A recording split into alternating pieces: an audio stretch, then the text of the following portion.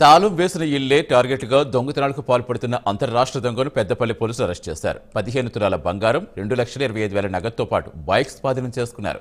పెద్దపల్లి జిల్లా చిన్నరావుతుపల్లిలో శాంతమ్మ అనే వృద్ధురాలు ఇంటికి తాళం వేయకుండా అదే కాలనీలో జరుగుతున్న పెళ్లికి కోడలతో కలిసి వెళ్లింది. ఇదే క్రమంలో వృద్ధురాలి ఇంటిపై రెక్కిపెట్టిన దొంగ ఆమె వెళ్లిపోగానే చొరబడి బీరో పగలగొట్టి బంగారు నగదుతో ఉడాయించాడు.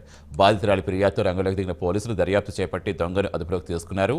పాత నేరస్తుడిగా పోలీసులు గుర్తించారు. ఇతనిపై గతంలో ఎన్నో దొంగతనాలు కేసులున్నాయని 10 పోలీస్ స్టేషన్లో కేసులు నమోదైనట్టుగా ఏసీపీ తెలిపారు.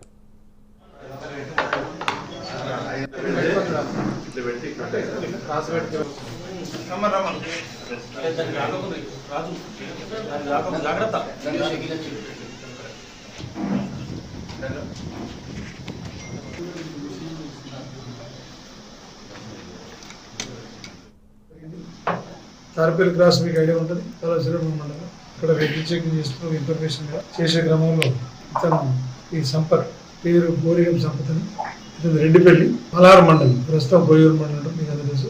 ప్రస్తుతం జయశంకర్ భూపాలపల్లి జిల్లా. యాక్చువల్గా ఇతను వీళ్ళ అమ్మ చనిపోయిన తర్వాత వీళ్ళ నాన్న ఇంకొక లేడీని వివాహం చేసుకోవడం, ఇతను సరిగా పట్టించుకోవడంతో అప్పటి నుంచి పలు దొంగతనాలు చేస్తూ ఉన్నాడు.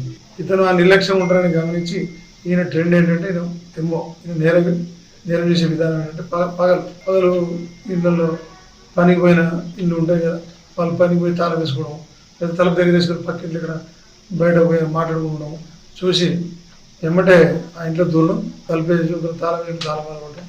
బహుశా ఇప్పటికీ 36 నుంచి 40 కేసులు దాకా నేను ఇదే పని ఉంటుంది. జైలు పోతాడు, జైలు పోయినా మళ్ళీ ఇదే పని ఉంటుంది. కానీ ఈసారి పోవడానికి నమ్మకంతోనే అన్ని రకాలుగా